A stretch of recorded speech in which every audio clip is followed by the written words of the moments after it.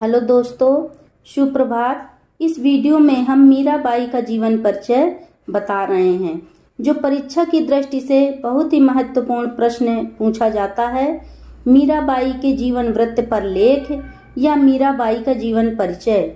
जीवन परिचय। रत्न सिंह की इकलौती पुत्री मीराबाई का जन्म राजस्थान में चौकड़ी नामक ग्राम में सन 1498 ईस्वी में हुआ था। इकलौती बेटी होने के कारण मीरा का बचपन लाड़ प्यार से बीता। 8 वर्ष की मीरा ने कब श्री कृष्ण को पति रूप में स्वीकार कर लिया, यह बात कोई और नहीं जान सका। कृष्ण प्रेम में दीवानी मीरा अपने प्रीतम को पाने के लिए अपना राजसी वैभव त्याग दिया।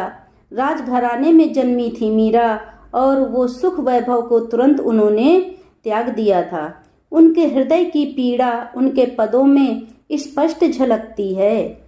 मेरे तो गिरधर गोपाल दूसरो न कोई, जाके सिर मोर मुकुट मेरो पति होई। उन्होंने बचपन में ही श्री कृष्ण को अपना पति चुन लिया था। चित्तौड़ के महाराजा राणा सांगा के पुत्र भोजराज से मीरा का विवाह हुआ। विवाह होने पर भी मीरा की कृष्ण भक्ति में कोई अंतर नहीं आया। मीरा अपने साथ श्री कृष्ण की प्रतिमा लेकर ससुराल गई थी। पूरे समय वह श्री कृष्ण की ही मूर्ति देखकर उन्हीं में अपना समय बिताती थी। विवाह के कुछ साल हुए ही थे कि मीरा के पति का निधन हो गया। अब तो मीरा का सारा समय कृष्ण भक्ति में बीतने लगा। मीरा श्री कृष्ण को अपना प्रीतम मानकर उनके विरह में पद गाती, साधु संतों के साथ भजन कीर्तन और नृत्य करती थीं। साधु संतों के साथ कीर्तन करना और नृत्य करना उनके ससुर राणा सांगा को बिल्कुल भी पसंद नहीं था। वे कहते थे, बहू का साधुओं के साथ रहना राजघराने की मर्यादा नहीं है। उन्होंने मीरा पर बहुत प्रतिबंध लगाए। उनका घर से बाहर निकलना बंद कर दिया था और देवर ने भी उनको बहुत सताया। मीरा को कई बार जान से मारने का भी प्रयास किया।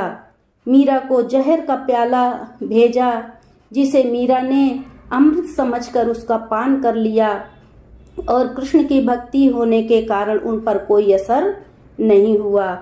एक बार उनके ससुर ने मीरा के लिए एक पिटारे में काले सर्प को भेजा, पर मीरा के तो वो कृष्ण के होने पर वह सर्प फूल सा प्रतीत होने लगा।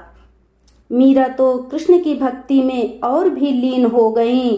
कृष्ण के सिवा उनका कोई नहीं था। मीरा केवल कृष्ण को ही अपनी आंखों में बसाना चाहती थी।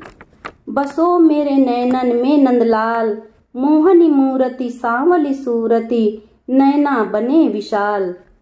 मैं गिरधर रंगराती सैया, मैं गिरधर रंगराती, हम बिच तुम बिच अंतर नाही, जैसे सूरज घामा।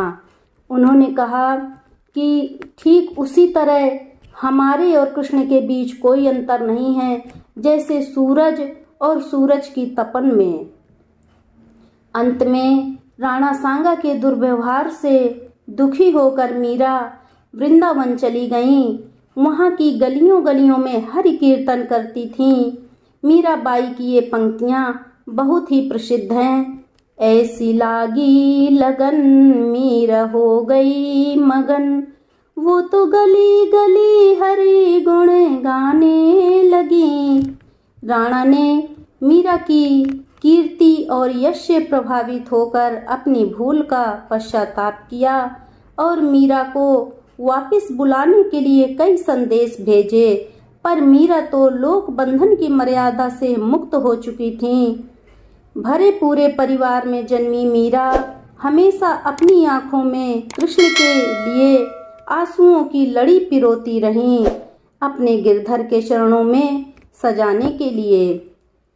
1543 ईस्वी में मीरा अपने स्वरचित पद गाते हुए कृष्ण की मूर्ति में समा गईं।